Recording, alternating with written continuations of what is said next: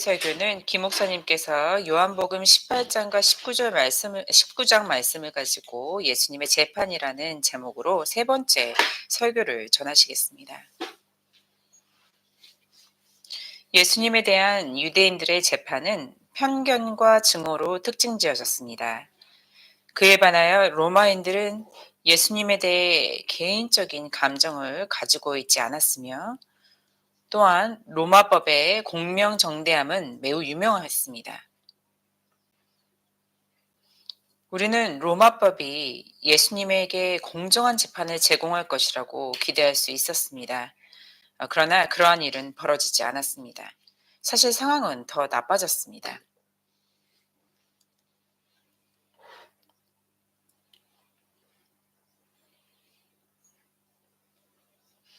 프랭크 모리스는 이렇게 말하였습니다. 인용하겠습니다. 만약 본디오 빌라도가 나사렛 예수님을 재판할 때 단순하고 명백하게 접근을 하고 있다고 생각하는 사람이 있다면 그것은 큰 오산입니다. 이 재판에는 미묘한 점들이 많이 있었습니다. 겉으로는 잔잔한 물결과 같은 평온함을 갖고 있었지만 겉으로 보는 고요함 이면에는 깊고 숨겨진 요동이 있어서 역사상 비교할 수 없을 정도로 위대하고 가장 심오하고도 흥미로운 심리학적 연구를 하게끔 만듭니다. 우리가 그리스도를 로마 법정에 끌고 간다고 해서 예수 그리스도의 신비로움이 없어지는 것은 아닙니다. 오히려 10배나 더 증가시켰습니다. 인용을 마칩니다. 복음서에는 유대인 당국이 원하였기에 빌라도가 그날이 유대인의 명절인 유월절 바로 전날임에도 불구하고 예수님을 즉시 신문하는 것에 동의하였다고 기록되어 있습니다. 유대인들은 유월절이 다가옴에 따라 빌라도가 이미 예수님께 내려진 사형 선고를 간단히 승인해 주기를 기대했습니다. 그러나 놀랍게도 빌라도는 그렇게 하는 것을 거부하였습니다. 빌라도의 아내는 법정에 있는 동안 남편에게 법정에 있는 이 무죄한 남자와 아무 상관하지 말라는 긴급 메시지를 보내기도 했습니다. 그녀에게 어떤 일이 있었는지 모르나 빌라도의 아내는 예수님의 재판에 대해 이미 알고 있었음에 틀림없습니다. 이 재판에 대한 가장 자세한 설명은 요한복음서에 나와 있습니다. 이 이야기에 대해 요한복음을 읽게 되는 독자들이 큰 관심을 가질 것이며 아마도 그들 중 많은 사람들은 예수님처럼 자신들의 믿음으로 인해서 로마 법정 앞에 서게 되기도 했을 것입니다. 우리는 요한이 베드로와 함께 대제사장의 뜰에 들어갈 수 있었다는 것을 알고 있었습니다. 요한은 예수께서 빌라도의 관저였던 총독 관저에 들어가실 때에도 따라갔을 것입니다. 로마 법정은 날이 밝은 후에 자리를 잡기 시작했습니다. 가야바는 아마도 새벽쯤에 빌라도에게 사건을 넘겼을 것이고 그 후에는 곧 재판이 열렸을 것입니다. 요한복음 18장 28절에서 29절에서 이렇게 말합니다. 그들이 예수를 가야바에게서 관정으로 끌고 가니 새벽이라. 그들은 더럽힘을 받지 아니하고 유월절 잔치를 먹고자 하여 관정에 들어가지 아니하더라. 그러므로 빌라도가 밖으로 나가서 그들에게 말하되 내가 무슨 일로 이 사람을 고발하느냐. 아멘. 유대 율법에 따르면 이방인의 집은 의식적으로 부정하며 그 집에 들어가는 유대인은 누구든지 그 집에 들어간 후 7일 동안 부정한 것으로 간주되어 유월절을 지킬 수 없다고 가르쳤습니다. 가야바와 유대 당국자들이 의식상의 부정함 때문에 유월절을 지키지 못할까 하는 걱정에만 초점을 두고서 메시아라고 말하고 계시는 예수님에 대해서는 전혀 관심이 없었다고 말한 한 주석가의 말에 참 서글퍼집니다.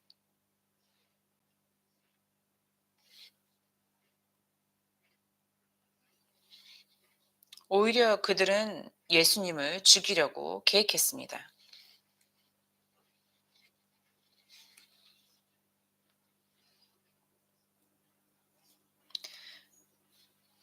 빌라도 앞에서의 예수님의 이른 아침 재판은 로마법에 따른 완전한 재판이 아니었습니다. 사실 빌라도는 로마의 법적 절차를 따를 필요가 전혀 없었습니다. 왜냐하면 예수님은 로마 시민이 아니었고 로마법이 적용되지 않는 유대 평민에 불과했기 때문입니다. 그럼에도 빌라도는 로마의 법적 절차를 어느 정도 따랐습니다. 그는 법정에 앉아 있을 때 예수님이 평범한 사람이 아니라는 것을 알고 있었던 것 같습니다. 확실히 빌라도는 그들이 시기하여 예수님을 자신에게 넘겨준 것이었음을 알고 있었습니다. 마태복음 27장 18절을 참조하시기 바랍니다. 첫 번째 본문 말씀은 빌라도에게 받은 첫 번째 신문에 대해 함께 나누도록 하겠습니다. 먼저 빌라도는 예수님을 고발한 이유를 요한복음 18장 29절에 이렇게 말합니다. 그러므로 빌라도가 밖으로 나가서 그들에게 말하되 너희가 무슨 일로 이 사람을 고발하느냐.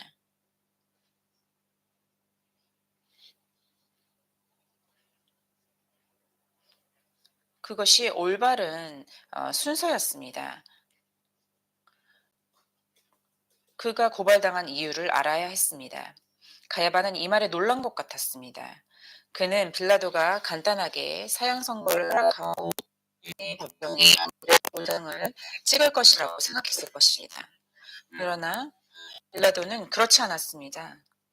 사건을 재검토하는 듯한 빌라도의 주장에 당황하고 분개한 유대인들은 요한복음 18장 30절에서 퉁명스럽게 대답했습니다.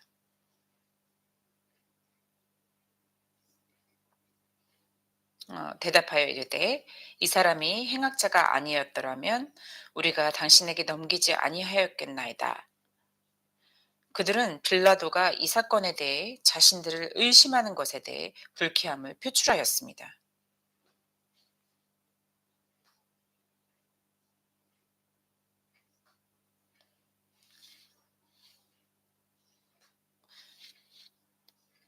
그들은 빌라도가 당연히 승인할 거라고 생각했던 것에 대해서 이렇게 재검토하듯 듯한 발언들을 들으면서 굉장히 불쾌해하면서 놀라기도 하였습니다. 빌라도는 이 사건을 기각시키려는 첫 시도를 하였습니다. 그는 조바심을 가지고 요한복음 18장 31절에서 이렇게 말하였습니다. 빌라도가 이르되 너희가 그를 데려다가 너희 법대로 재판하라. 유대인들이 이르되 우리에게는 사람을 죽이는 권한이 없나이다 하니. 아멘. 유대 지도자들은 자신들은 그 누구도 처형할 수 있는 권리가 없다고 급하게 대답했습니다. 그렇지만 빌라도는 자신의 질문에 대한 분명한 대답을 아직 듣지 못하였기에 예수님을 기소하지 않았습니다. 혐의가 없으면 예수님은 재판을 받을 수 없었습니다. 유대 지도자들은 딜레마에 빠졌습니다. 그들은 신성모독이라는 제목의 실체를 밝힐 수가 없었습니다. 로마인이자 이교도인 빌라도는 이것을 심각하게 생각하지 않을 것이기 때문입니다.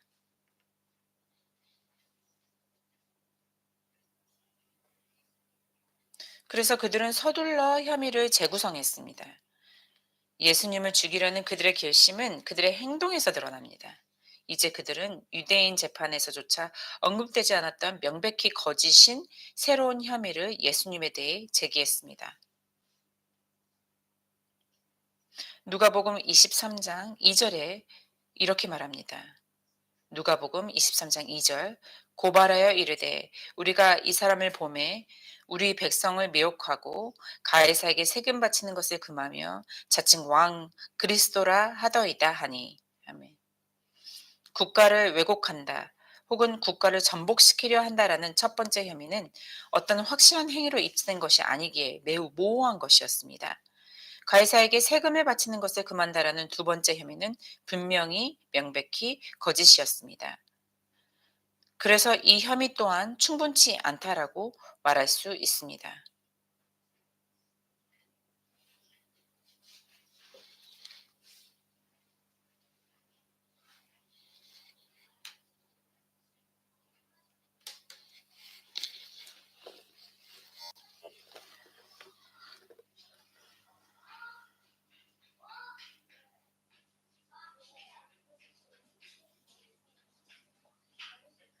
우리는 예수님께서 세금 납부에 대해 관한 질문을 받았을 때 그런즉 가이사의 것은 가이사에게 하나님의 것은 하나님께 바치리라 하시니 라는 유명한 답을 하셨다는 것을 알고 있습니다.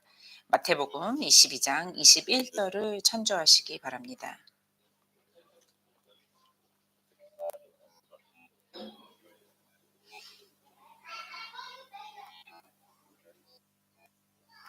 그러나 마지막 것은 빌라도가 무시할 수 없는 심각한 혐의였습니다. 그는 자신이 신 그리스도라고 주장합니다. 유대 당국은 예수님이 로마에 대항한 혁명가라고 비난하고 있었던 것입니다. 빌라도는 유대인들이 갑자기 로마를 지지하는 것처럼 행동하는 것을 보고 놀랐을 것입니다.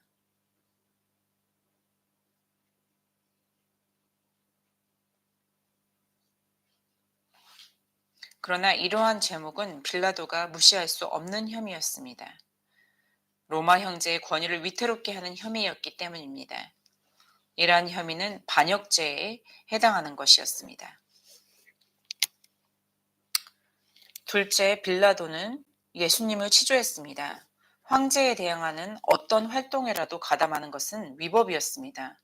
예수님은 로마가 점령한 영토에 살고 있는 유대인을 순종하여야 했습니다. 서기 6년에 팔레스타인 지역을 로마의 속주로 만들기로 합의했을 때 유대국은 가이사에게 충성을 맹세한 것입니다. 이 유대인은 반역으로 건절되었습니다. 피해를 신문한 것이었습니다. 빌라도는 예수님이 신문하기 위해 관저로 돌아와서 예수님을 안고 휴대용 의자 또는 왕자의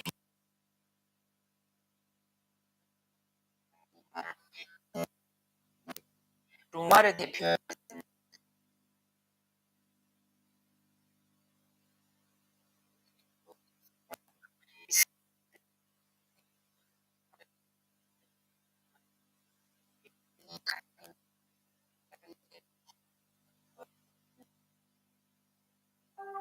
Please follow up.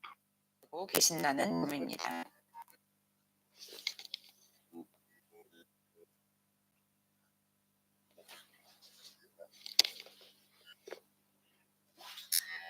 예수님을 소환했고 사복음서 모두에서 그의 첫 번째 질문인 내가 유대인의 왕이냐를 기록하고 있습니다.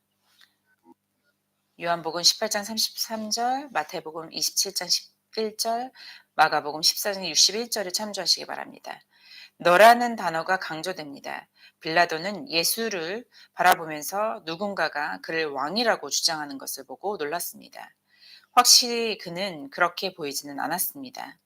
이사야 53장 2절은 그리스도에 대해 이렇게 말합니다. 그는 주 앞에서 자라나기를 연한 순 같고 마른 땅에서 나온 뿌리 같아서 고운 모양도 없고 풍채도 없은즉 우리가 보기에 흠모할 만한 아름다운 것이 없도다.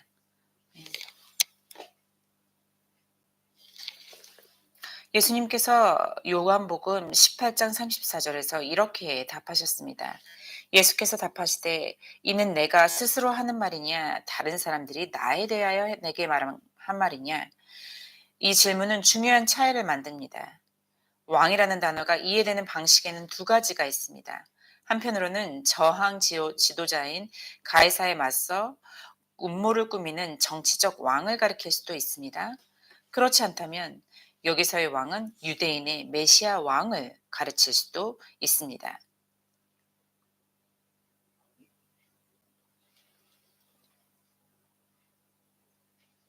빌라도는 요한복음 18장 35절에서 주님께 대답했습니다. 빌라도가 대답하되 내가 유대인이냐 내 나라 사람과 대제사장들이 너를 내게 넘겼으니 내가 무엇을 하였느냐. 빌라도는 당신을 나에게 넘겨준 사람은 유대의 백성들과 대제사장들이었다고 말하며 예수님께서 도대체 무슨 범죄를 하였냐고 물었습니다. 빌라도는 유대인들의 당국으로부터 나온 것임을 깨달았습니다. 그런 다음 그는 예수님께 그들의 적대감을 불러일으킬 만한 어떤 행동을 하였는지 물었습니다. 그는 예수께서 로마법을 위반했는지 알고 싶었습니다.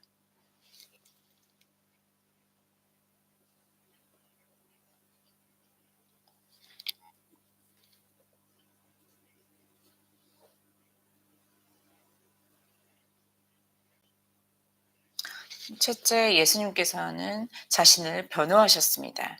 그분은 지금 자신에 대한 비난에 답하셔야 했습니다.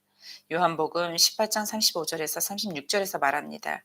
빌라도가 대답하되 내가 유대인이냐 내 나라 사람과 대제사장들이 너를 내게 넘겼으니 내가 무엇을 하였느냐. 예수께서 대답하시되 내 나라는 이 세상에 속한 것이 아니니라. 만일 내 나라가 이 세상에 속한 것이었더라면 내 종들이 싸워 나로 유대인들에게 넘겨지지 아니하였으리라. 않게 하였으리라. 이제 내 나라는 여기에 속한 것이 아니니라. 예수님께서는 무죄를 주장하는 대신 영국법에서 고백과 회피로 알려진 항변을 하셨습니다. 이것은 일반적으로 자신을 변호할 때 사용되는 방식이기도 합니다.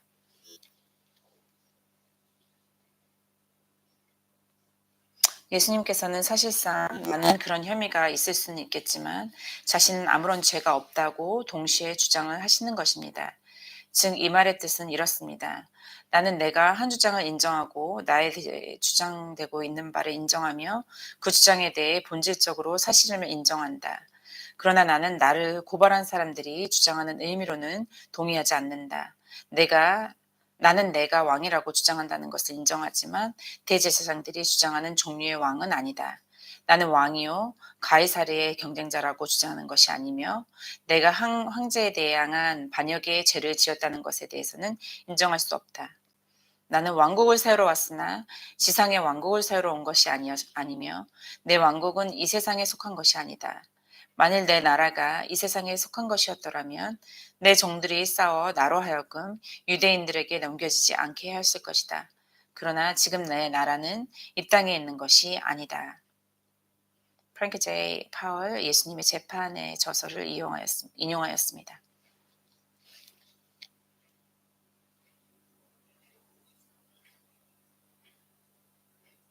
빌라도는 이러한 말씀을 이해하고서 요한복음 18장 37절에서 대답하였습니다. 빌라도가 이르되 그러면 내가 왕이냐? 예수께서 대답하시되 내 말과 같이 내가 왕이니라.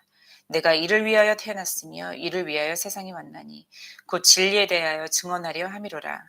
무릇 진리에 속한 자는 내 음성을 듣느니라 하신대. 예수님께서는 자신이 독특한 의미의 왕, 즉 지상의 그 어떤 통치자도 그러한 왕이 되었거나 될 수 없는 왕이라고 주장하셨습니다. 그러자 빌라도는 진리가 무엇이냐라는 유명한 말로 대답했습니다. 요한복음 18장 38절 전반부에서 그가 정말로 예수님의 응답을 듣고 싶어 했다는 기록은 찾을 수 없습니다. 빌라도는 예수님의 대답을 기다리지 않았습니다. 넷째 빌라도는 예수님께 무죄를 선고했습니다. 로마법에서는 무죄, 유죄, 의심, 적용화법이 없을 때라는 이 세 가지 종류의 판결이 가능했습니다. 빌라도는 예수님을 로마에 맞서는 혁명가로 유죄 판결을 내려 유대인들의 압력에 굴복하여 예수에게 사형 선고를 할 수도 있었습니다. 그러나 빌라도는 예수님께 이러한 죄가 없었음을 알았습니다. 그렇다면 빌라도는 의심스럽다 혹은 입증되지 않음이라는 판결을 내릴 수도 있었습니다. 이는 다른 날 새로운 재판을 위해 사건을 다시 회부하는 효과를 가져왔을 것입니다. 증거의 불충분함 때문에 이렇게 하는 것에 대한 정당성이 있을 수 있었습니다.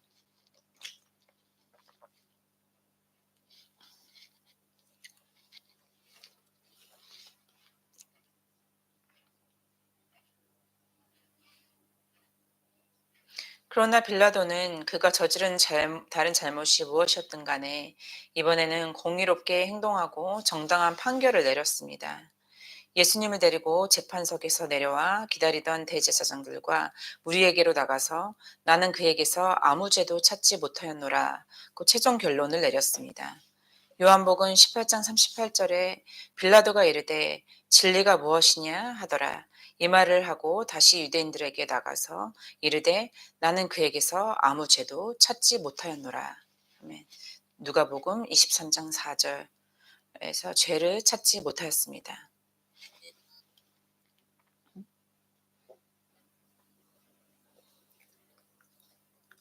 요한복음 18장 38절을 다 같이 읽으시겠습니다. 빌라도가 이르되 진리가 무엇이냐 하더라.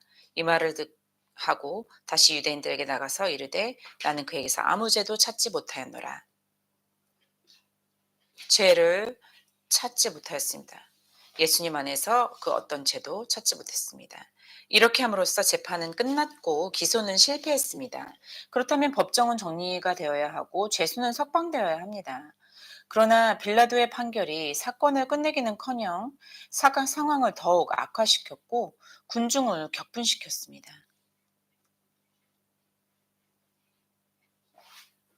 누가복음 23장 5절에는 예수님을 향하여 또 부르짖는 내용이 있습니다.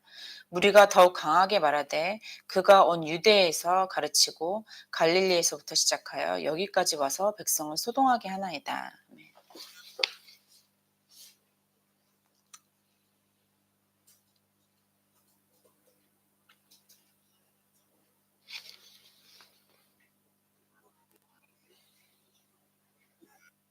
빌라도는 예수님을 헤롯에게 보냈습니다. 빌라도는 갈릴리라는 말을 듣고 예수가 갈릴리 사람이냐고 물었습니다. 그는 이것이 그의 손에서 이 사건을 떠나보낼 수 있는 또 다른 기회라는 것을 즉시 깨달았을 것입니다.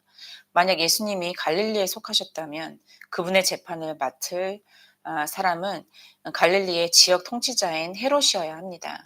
빌라도는 예수님을 직접 신문할 수도 있었지만 예비 신문을 거쳐 이 사건을 당시 예루살렘에 있던 헤롯에게 넘겨줄 권한도 가지고 있었습니다.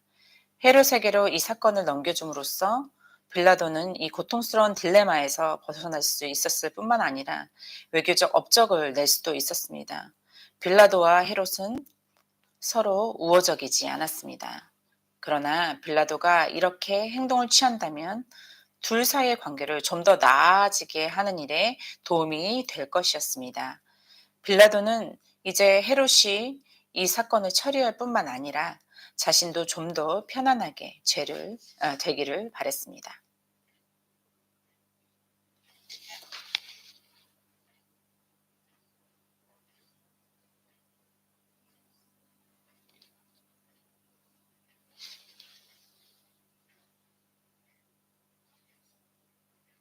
이제 예수님께서는 헤롯에게 보내줘서 신문을 받았습니다. 먼저 여기에서의 헤롯은 헤롯 안티파스라는 인물로서 예수님께서 태어났을 때 베들레헴의 아기들을 죽이라고 명령했던 헤롯의 아들이었습니다.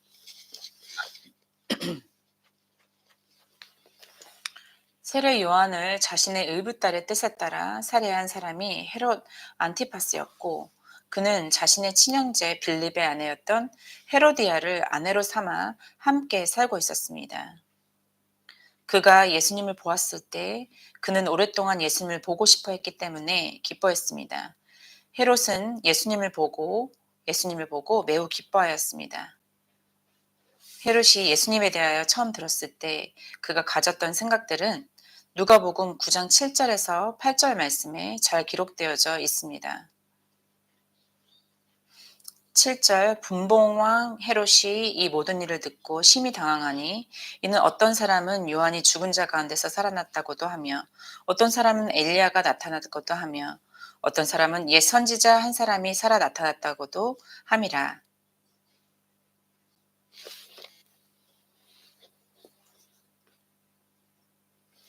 헤롯이 이르되 요한은 내가 목을 베었거늘 이제 이런 일이 들리니 이 사람이 누군가 하며 그를 보고자 하더라. 아멘.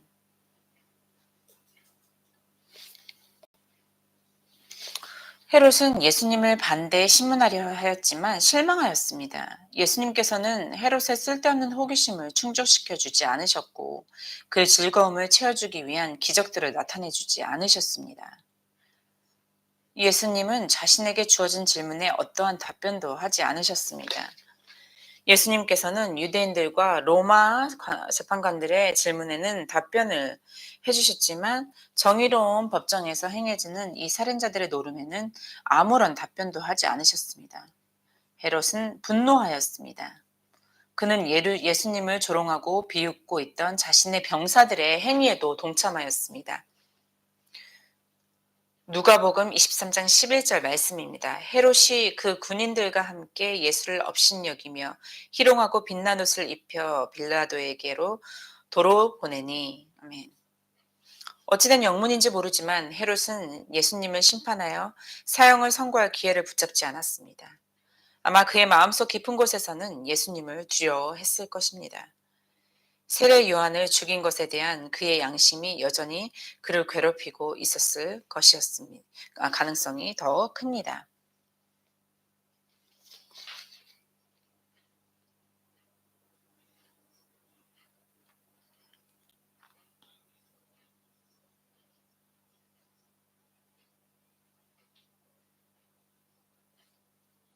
그는 예수님을 조롱하는 것에 기꺼이 동참하였지만 그분을 재판하여 사형 선고를 내리는 것은 전혀 다른 범위의 일이었습니다. 다시 한번 그 공은 빌라도의 법정으로 돌아갔습니다.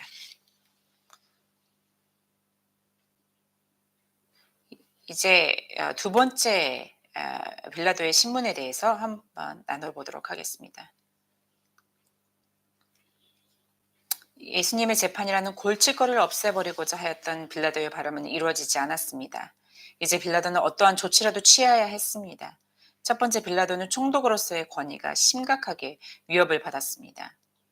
누가복음 23장 14절에서 16절 말씀입니다. 이르되 너희가 이 사람이 백성을 미혹하는 자라 하여 내게 끌고 왔도다.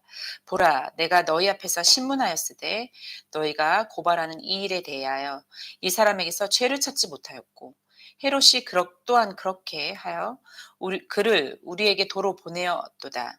보라, 그가 행한 일에는 죽을 일이 없느니라. 그러므로 때려서 놓겠노라. 아멘. 필사적으로 빌라도는 유월절 주간에 로마 총독이 선의의 표시로 죄를 풀어주는 유대 관습을 이용하기로 마음먹었습니다.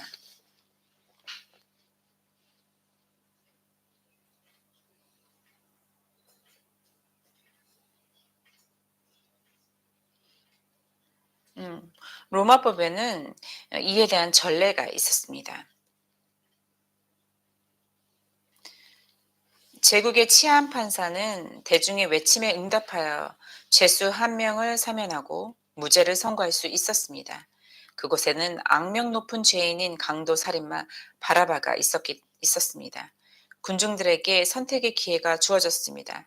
빌라도는 그 군중들이 예수님을 선택하기를 기대하였고, 그래서 그것이 자신을 딜레마에서 벗어나게 하기를 희망하였습니다.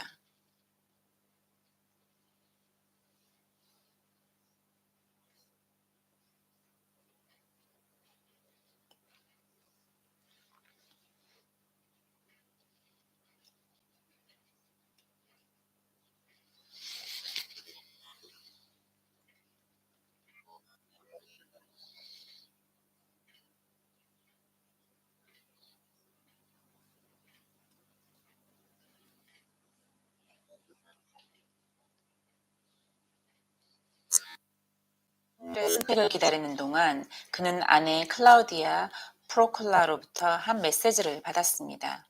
그녀는 티베리우스 황제의 세 번째 부인인 클라우디아의 딸이었습니다.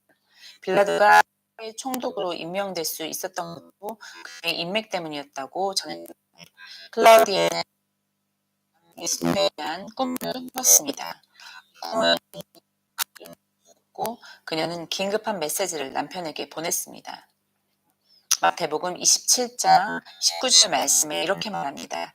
총독이 재판석에 앉았을 때에 그의 양가 사람을 보내어 이르되 저 온 사람에게 아무 상관도 하지 마옵소서. 오늘 꿈에 내가 그 사람으로 인하여 애를 많이 태웠나이다 하더라. 아멘. 군중들은 예수님 대신 바라바를 택하였습니다. 요한복음 18장 40절을 참조하시기 바랍니다. 빌라도는 더욱 절박하게 말하였습니다. 누가복음 23장 22절에 빌라도가 세 번째 말하되 이 사람이 무슨 악한 일을 하였느냐? 나는 그에게서 죽일 죄를 찾지 못하였나니 그래서 놓으니라 하니. 그러자 그들의 반응은 즉각적이었고 만장일치였습니다.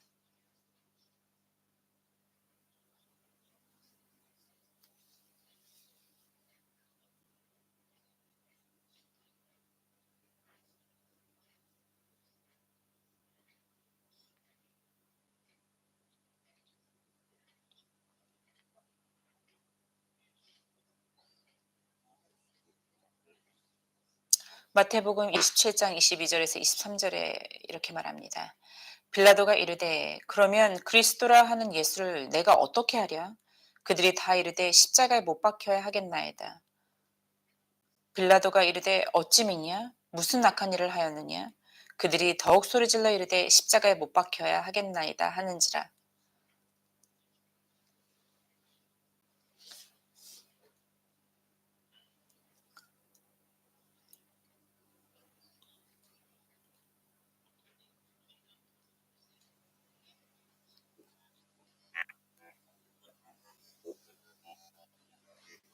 누가복음 23장 23절에 그들이 큰 소리로 지적하여 십자가에 못 박기를 구하니 너희가 이긴지라. 이 정도의 증오가, 그리고 예수님을 죽이고자 할 만큼의 증오가 그들에게 가득 차 있었습니다. 그들을 만족시키고자 하면서도 빌라도는 예수님을 풀어주기 위한 마지막 시도를 하였습니다. 그는 예수님께 채찍질을 가하도록 하였습니다. 채찍질은 보통 십자가에 못 박기 전에 일어났습니다. 그것은 무서운 형벌이었습니다. 채찍으로 맞는 사람의 옷을 벗기고 귀는 말뚝에 묶은 다음 금속 조각과 뼈 조각이 끼워진 가죽 채찍으로 채찍질을 가하였습니다. 최대 몇 번까지의 채찍질이 허용되는지는 법으로 규정되지 않았습니다. 많은 경우 그 대상자의 등은 피범벅으로 떡칠이 되었을 것이고 많은 이들이 십자가에 처해지기도 전에 채찍질을 받아 사망하였습니다. 그러나 빌라도는 여전히 그 군중들의 피해 갈증이 어느 정도로 해갈되어지면 그 군중들이 예수님을 풀어주고자 하게 되기를 바라고 있었습니다.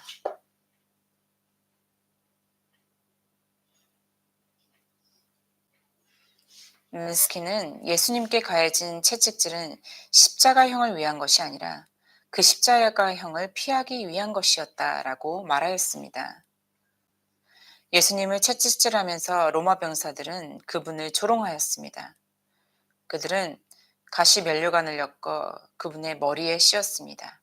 그들은 자색 옷을 입히고 유대인이 왕이여 평안할지어다 라고 반복해서 말하였습니다. 그들은 예수님의 얼굴을 때렸습니다. 예수님은 밖으로 끌려나갔습니다. 요한복음 19장 2절에서 3절 말씀입니다. 빌라도는 그분의 모습을 보고 군중들이 마음이 변하여 그분을 풀어주기를 바랬습니다. 빌라도는 다시 한번 예수님께서 무죄하다고 선언하였습니다. 요한복음 19장 4절 말씀입니다. 빌라도가 다시 밖에 나가 말하되 보라 이 사람을 데리고 너희에게 나오니 이는 내가 그에게서 아무 죄도 찾지 못한 것을 너희로 알게 하려 함이로라 하더라. 아멘.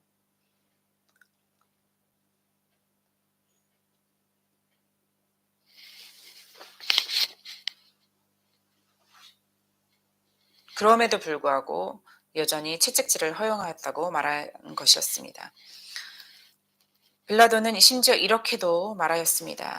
요한복음 19장 6절입니다. 대제사장들과 아랫사람들이 예수를 보고 소리질러 이르되 십자가에 못 박으소서 십자가에 못 박으소서 하는지라.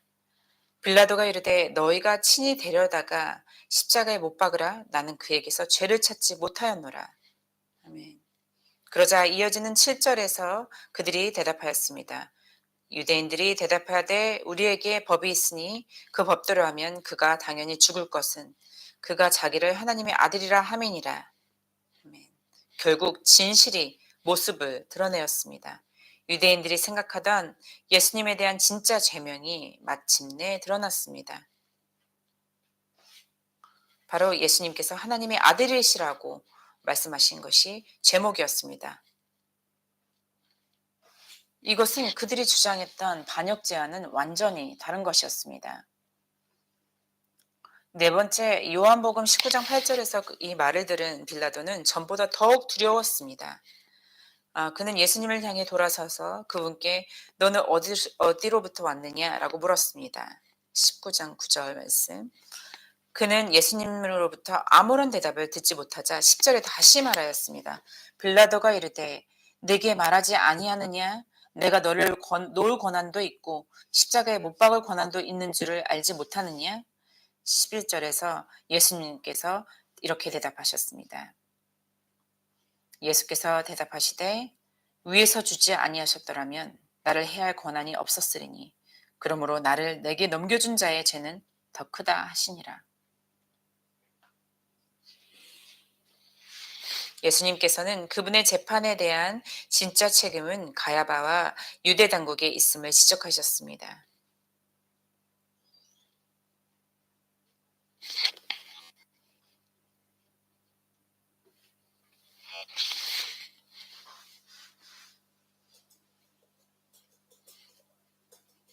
이 부분에서 저는 여러분께 눈이 멀게 하는 그 종교에 대해서 그런 문제점에 대해서 한번 언급하고 싶습니다.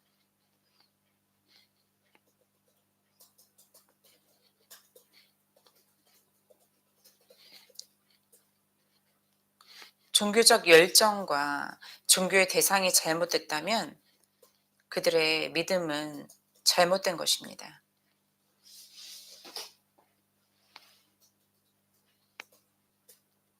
그들은 믿음이 있다고 하면서도 그들의 행동은 가장 그 믿음에 부응하지 못하는 그런 모습으로 행하고 있었습니다.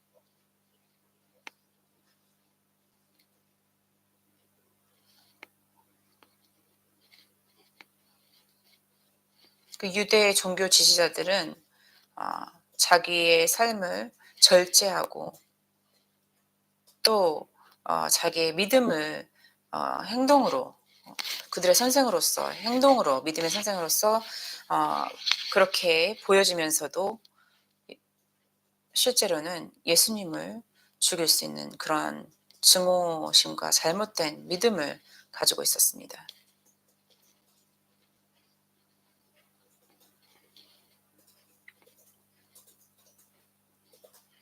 그들은 다시 말하지만 종교적 열정이 있었고 굉장히 그 스피리추얼했지만 영이 충만했지만 결국 그들의 행동은 이렇게 잘못된 것을 표현합니다. 그리고 나서 요한은 그의 복음서에 빌라도가 그분을 풀어주려고 했다고 기록하였습니다. 요한복음 19장 12절 말씀의 전반부를 보시겠습니다. 이러함으로 빌라도가 예수를 놓으려고 힘썼으나 빌라도가 어떻게 더 힘을 썼는지는 알 수 없습니다. 그러나 그가 어떻게 하였든지 간에 그 군중의 반응은 더 나빠졌습니다. 12절을 이어서 보시겠습니다. 예수를 찔러 이르되 이 사람 보면 한테 충분히 아니니 물을 다하실 왕이 하는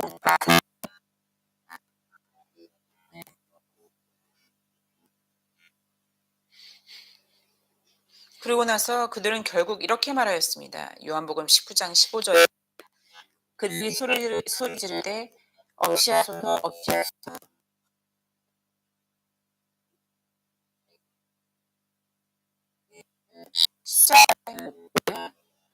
대제사장들이 대답되 가이사 외에는 우리에게 왕이 없나이다 하니 제 생각에 이렇게 이 대제사장들이 가이사 외에는 우리에게 아무도 왕이 없나이다 라고 말한 것이 진정한 신성 모독이었으며 그들은 하나님을 배역하는 것이었습니다.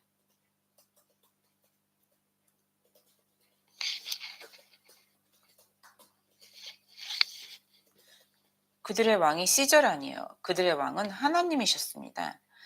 이 유대인들은 빌라도에게 만약 당신이 그렇게 행한다면 당신은 가이사의 충신이 아니다라고 공갈 협박하였습니다. 이전에도 유대인들은 가이사에게 대표단을 보내겠다며 비슷한 협박을 하였습니다. 필로는 빌라도가 만약 그들이 실제로 대표단을 가이사에게 보낸다면 총독 신분으로 행한 다른 행위들, 즉 뇌물수수, 모욕적 언동, 불법들과 부정들, 반복적인 재판 없는 형집행, 끊임없는 최상위급의 가혹한 잔혹성 등을 모두 폭로할 것을 두려워하였다고 말하였습니다. 빌라도는 이미 3번이나 유대인들과 심각한 문제를 겪었기에 어떠한 경우에도 자신이 고소될 위험이 있다면 그것을 감수할 수가 없었습니다. 그래서 그는 굴복하였습니다. 그는 반역죄의 혐의로부터 자신을 구하기 위해 군중들의 아우성에 굴복하였습니다. 빌라도의 마지막 몸짓은 모든 경우로부터 손을 씻는 것이었습니다. 그는 이 일을 공개적으로 행하였습니다. 그러나 그는 궁극적인 책임이 자신의 것이라는 사실을 피할 수 없었습니다. 마태복음 27장 26절 말씀에 이에 바라바는 그들에게 놓아주고 예수는 채찍질하고 십자가에 못 박히게 넘겨주니라.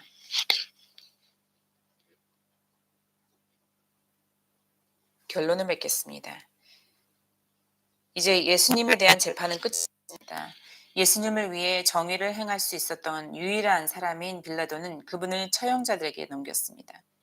그래서 우리는 매번 사도신경을 외울 때마다 예수님께서 본디오 빌라도에게 고난을 받으셨다는 것을 기억합니다.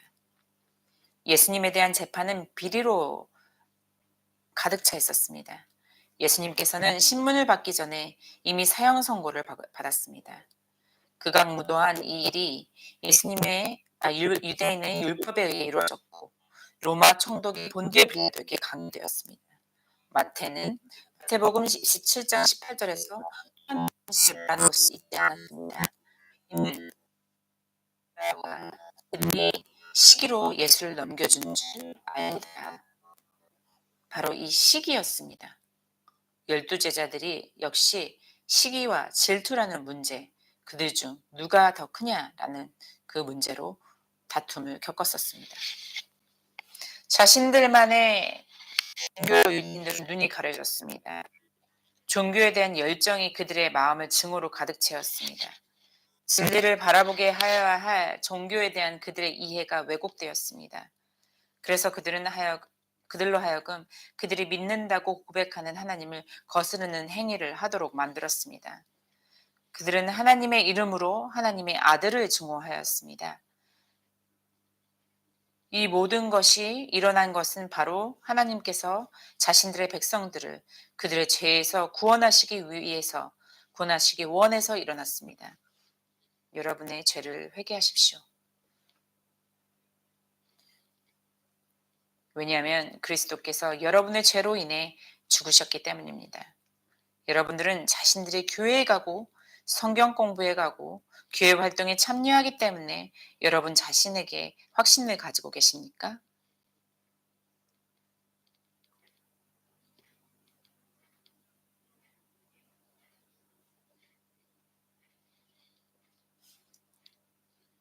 여러분 자신 안에서 확신을 갖지 않으시길 바랍니다.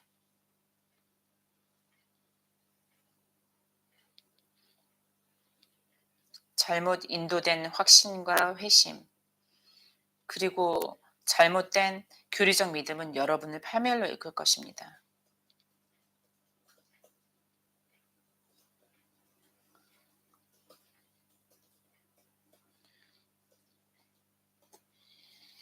성경에 대한 지식을 가지고 있어서 확신하시고 자신하십니까? 바리새인들도 제사장들도 서기관들도 그러한 지식을 가지고 있었습니다. 그런 지식을 가지고 예수님을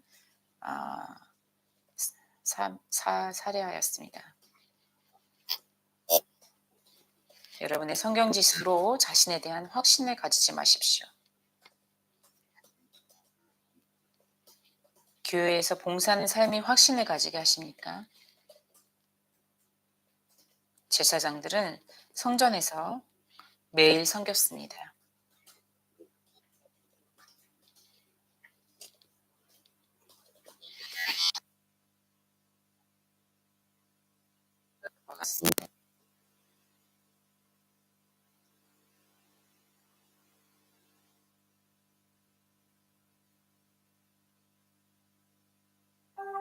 Please follow up. 읽을 수 있습니다.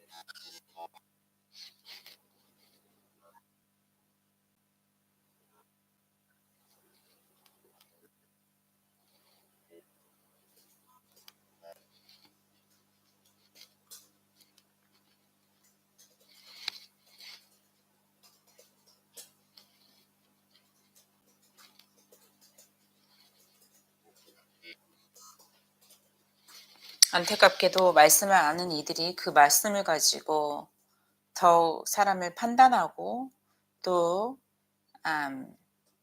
오히려 더 차별하는 것을 보았습니다. 예수님은 사랑이십니다. 하나님도 자신을 사랑이라고 말씀하셨습니다. 어떤 경우에도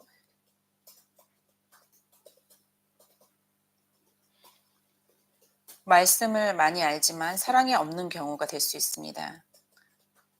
하나님의 뜻을 알고 자신의 죄를 고백하고 예수님을 바라보십시오. 여러분 안에 예수님께서, 성령님께서 함께하고 계십니까? 거하고 계십니까?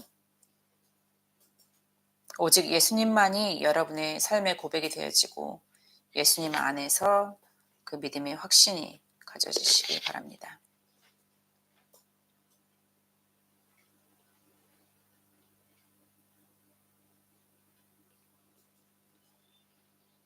여러분과 저는 예수님만을 바라보았습니다.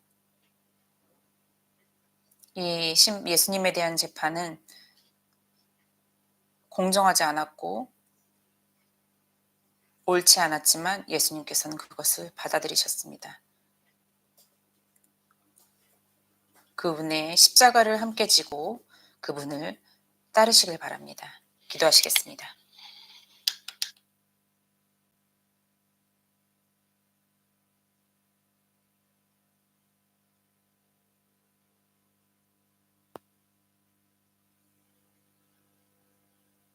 Spiritual and religious people felt that Jesus deserved to be crucified. Their eyes were blinded. Their minds were so fattened and so they were so insensitive to the truth of God. Oh, help us, dear Lord. Deliver us from such insensitivity, corruption, depravity, self-righteousness, Lord. Help us to look unto Jesus alone. We pray in Jesus' name.